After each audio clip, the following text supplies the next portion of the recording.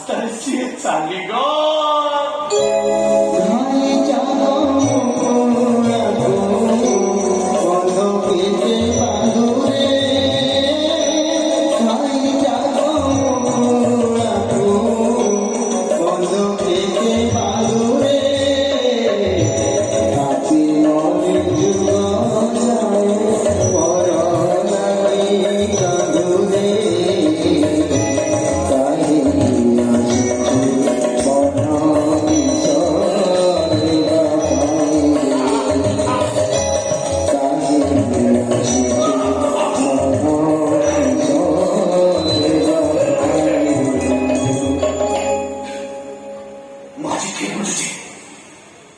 ଠିକ ବୁଝୁଛି ମୁଁ। ବାପା ମାଙ୍କ ଠାରୁ ଏ ଦୁନିଆରେ କେହି ବଡ ନୁହଁ, କେହି ବଡ ନୁହଁ। ସେଇମାନଙ୍କ ଆଶୀର୍ବାଦରୁ ପିଲାମାନେ ବଡ, ଆଉ ସେଇମାନଙ୍କ ଅଭିଶାପରୁ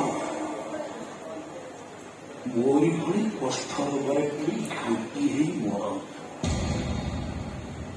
ଠିକ ଯେମିତି ମୋ ବାପାଙ୍କ ଅଭିଶାପ ମୋ ଉପରେ ପଡ଼ିଛି।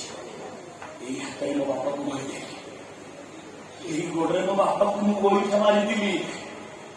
ମୋ ବାପାଙ୍କ କାନ୍ଦ କାନ୍ଦ ଅଭିଶାପ ଆଜି ମୋ ଉପରେ ପଡ଼ିଛି, ମୋ ଉପରେ ପଡ଼ିଛି ଆଜି।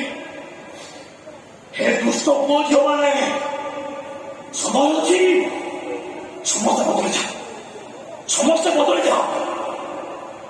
କେହି ବାପା ମାଙ୍କୁ କଷ୍ଟ ଦିଅନି, କେହି ବାପା ମାଙ୍କୁ ଯନ୍ତ୍ରଣା ଦିଅନି। ତାହେଲେ ମୋରି ଭଳି ତମେ ମାନେ ରୋଗରେ ପଡି ଘାଣ୍ଟି ହେଇ ମରିବ। ସମସ୍ତେ ପରିବର୍ତ୍ତନ ହେଇଯାଅ, ସମସ୍ତେ ପରିବର୍ତ୍ତନ ହେଇଯାଅ। ମୁଁ ଯାହା କହୁଛି ସମସ୍ତେ କାନ ଦେଇ ଶୁଣ, ସମସ୍ତେ କାନ ଦେଇ ଶୁଣ। ବାପା ଯିଏ ନିଜେ 50 ଟଙ୍କାର ଜୋତା ପିନ୍ଧି ତା ଛୁଆକୁ 500 ଟଙ୍କାର ଜୋତା ପିନ୍ଧାଏ, ସିଏ ହଉଛି ବାପା। ଯେ ନିଜେ ଚିରା ପିନ୍ଧି ତା ଛୁଆକୁ ନୂଆ କିଣି ପିନ୍ଧାଏ, ସିଏ ହଉଛି ବାପା।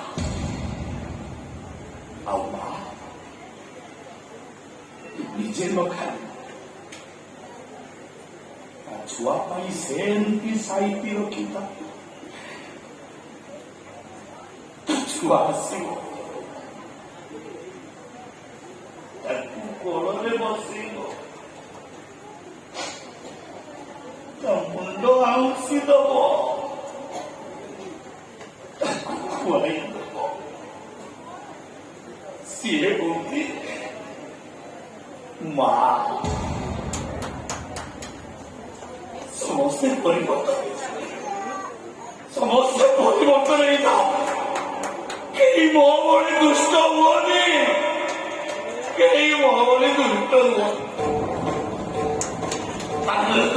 ସମସ୍ତେ ଏଇ ହାତରେ ମୋ ବାପାକୁ ମାରିଲି, ଏଇ ହାତରେ ମୋ ବାପାକୁ ମାରିଲି, ଏଇପଟେ ମୋ ବାପାକୁ ମୁଁ ପଇସା ମାରିଥିଲି, ଏଇପଟେ ମୋ ବାପାକୁ ମୁଁ ପଇସା ମାରିଥିଲି। ବୁଝିବି ମୋ ବାପା ବଡ଼ଦାଣ୍ଡରେ ବସି ଭିକ ମାଗୁଛନ୍ତି, ତାଙ୍କରି ଗୋଡ଼ ତଳେ ପଡ଼ି ଭୋଟ ମାଗିଲେ। ଆମର ସ୍ତ୍ରୀ ତମନ୍ନାକୁ ଦେବୀ ବୋଲି ଭାବି ପୂଜା କରି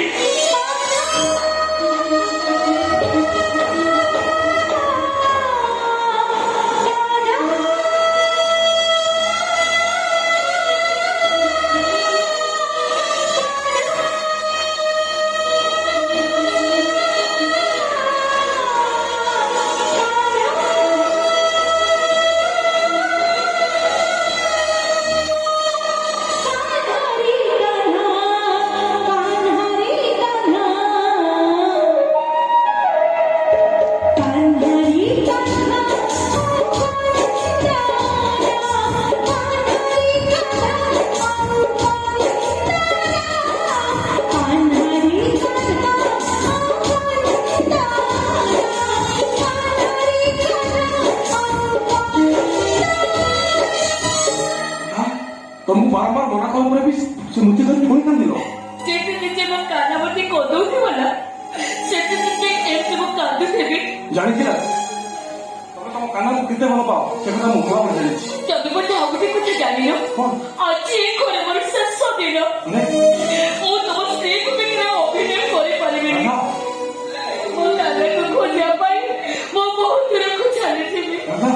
ତମ ପରିସ୍ଥିତିକୁ ବୁଝିବାକୁ ଚେଷ୍ଟା କର। ତମେ ଭଲ ଭାବରେ ଜାଣିଛ ମୋ ଡାକ୍ତର ହାର୍ଟ ପେସେଣ୍ଟ। ତମେ ମତେ ଆଉ କିଛି ଦିନ ସମୟ ଦିଅ। ମୁଁ କଥା ଦଉଛି ମୁଁ ନିଜେ ନିଜେ ମୋ ମନର ଅଛି ପାଖରେ ଛାଡ଼ି ଦେଇ ଆସିବି। ଭାଇ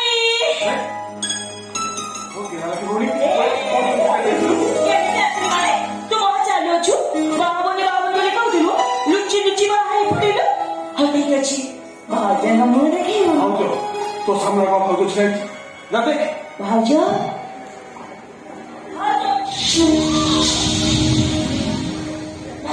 ହଁ ଇଏ ଆରେ ଇଏ ମୋ ସ୍ତ୍ରୀ ରାଧା। ଆଉ ତ ଭାଉଜ ନାଇଁ ଇଏ এটা তো শাশু ঘর, এইটা হচ্ছে বউ শাশু ঘর, আর ମୁଁ হচ্ছে পার্শ্বশী ঘরর বড় বউ।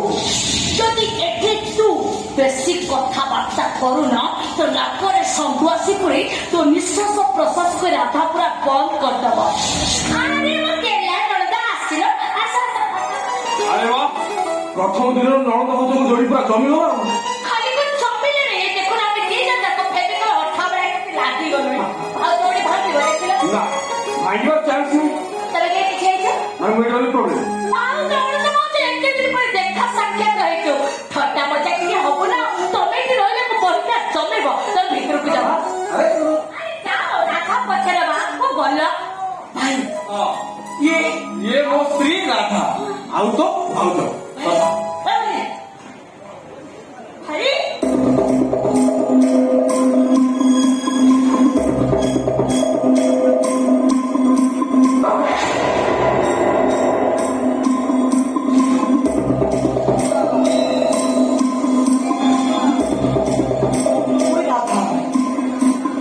ମୋ ଶ୍ୱଶୁରକୁ ବାହାଇ ଛାଡ଼ି ସାରିବା ପରେ ମୋ ଭାଇକୁ ବାହାଇଛୁ, ମୋ ଭାଉଜ ହେଇଛୁ। କଣ କହୁଥିଲେ? କଣ କହୁଥିଲୁ? ମୋ ନାକରେ ସନ୍ଧ୍ୟାସ ପରେ ଟାଣିବୁ। ଏଇଠେ ମୁଁ ତ ଅବସ୍ଥା ଏଠି କଣ କରୁଛି? ଚାକରାଣୀ ତୁ ମତେ ବଡ ଭାଉଜ ବୋଲି ଡାକ। ତୋ ଭଳି ଗୋଟେ ଚାକରାଣୀକୁ ମୁଁ କେବେ ବଡ ଭାଉଜ ବୋଲି ଡାକି ପାରିବିନି। ତୋ ବୋପା ଯିଏ ଡାକିବ। ଡାଡି ଆପଣ ଜାଣିବେ ଡାଡି ଏଇଟା ଏ ଗୋଟେ ଚରିତ୍ର ହେଇଟା ଏ ଗୋଟେ କଳଙ୍କିନି। କାହାକୁ ତୁ ଚରିତ୍ରରେ କଳଙ୍କିନି କହୁଛୁ? ବଡ ମାନଙ୍କୁ ସମ୍ମାନ ଦେଇଛି। ନା ଏଭଳି ଗୋଟେ ଚରିତ୍ରକୁ ମୁଁ କେବେ ବଡ ଭାଉଜର ସମ୍ମାନ ଦେଇପାରିବିନି। ଆପଣ ଜାଣିଛ ନା ଡାଡି, ଏଇ ରାଧା କାହ୍ନାର ସ୍ତ୍ରୀ, ପୁଣି ମୋ ଶ୍ୱଶୁରଙ୍କୁ ବାହାଇ ମୋ ଦ୍ୱିତୀୟ ଶାଶୁ ହେଇଥିଲା। ଏଇଟା ଗୋଟେ ଚରିତ୍ରହୀନା, ଏଇଟା ଗୋଟେ କଳଙ୍କିନି। ମୋ ସାମ୍ନାରେ ମୋ ବୋଉକୁ ଚରିତ୍ରହୀନ କଳଙ୍କିନି କହି ମୋ ଦେହରେ ନିଆଁ ଲଗେଇ ଦେଇଛୁ। ବାପ ଘରକୁ 2 ଦିନର କୁଣିଆ ହେଇ ଆସିଛୁ। ଏମିତି କଥା କହି ମୋ ବୋଉକୁ ବଦନାମ କଲେ ମୋ ଘରର ଗେଟ୍ଟା ତୋ ପାଇଁ ବନ୍ଦ ହେଇଯିବ। ରାଧା ତୁ ଏଠି ପାଠୁଛୁ ଆମର କଣ କରୁଛୁ ମା?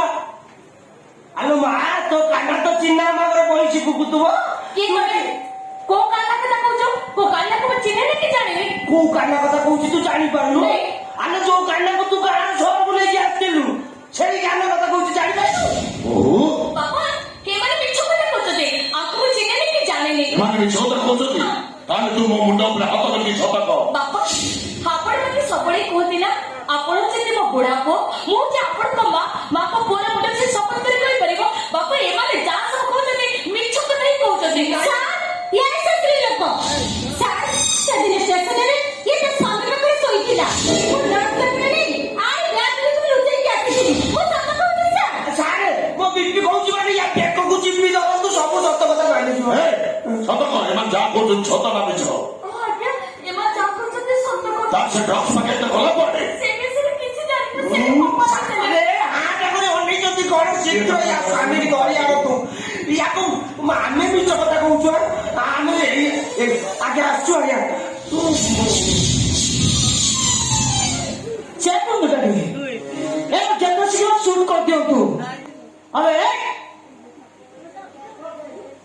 ମୋ ଭାଉଜ ମୋ ବଡ ଭାଉଜ ମୋର ଯୋଗ୍ୟତା ତ ଅଛି ନା ଆଉ କଣ କହୁଥିଲୁ ମୋ ନାକରେ ଷଣ୍ଢ ଆସି ପୁରେଇ ଟାଣିବୁ ଏ ଦେଖିଲୁ କା ନାକରେ ଷଣ୍ଢ ଆସି ବସିଲା ଯାଠୁ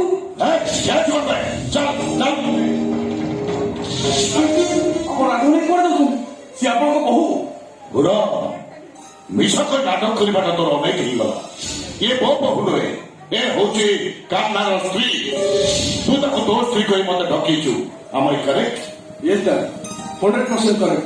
କିନ୍ତୁ ଆପଣ ତାକୁ ନେଇ କୁଆଡେ ଯାଉଛନ୍ତି? ଚିନ୍ତା ମା ଘରକୁ। କିନ୍ତୁ କାହିଁକି ନା ସେ କାହିଁକି ରହୁଛ ଜାଣିବା ତ ଦରକାର ନାହିଁ। କଥା ଅଛି ନା ଏଇଥିପାଇଁ ଯେ ଚିନାମା ହଉଛି ଆପଣଙ୍କ ଦ୍ୱିତୀୟ ସ୍ତ୍ରୀ ଚିନୁ। 8 ବର୍ଷର ସାବତ ଝିଅକୁ ମାରି ଦେଇଥିବା ଚିନୁ। ତା ସହିତ ଆପଣ ଗାଁରୁ ଝଗଡା କରି ଗାଁରୁ ସହରକୁ ଚାଲି ଆସିଲେ। ଆଉ ଗାଁରୁ ଆସିଯିବ ମାଛ ଭିତରେ ରଣିଆରୁ ଆପଣ ହେଇଗଲେ Ranendra Pratap ପାଟଜୋଶୀ। Am I right? ଓ ତୁ ତାହେଲେ ମୋ ବିଷୟରେ ଟିକେ ଖବର ଅଛି। ମୋ ସହିତ ଚ୍ୟାଲେଞ୍ଜ ଦେଲେ ତୋର ମିଛ ସ୍ତ୍ରୀଟାକୁ ମୁଁ ଗୁଳି କରି ମାରିଦେବି। ଚାଲ ତାଙ୍କ କଥାରେ ଶୁଣ, ତାଙ୍କ କଥାରେ ଶୁଣ।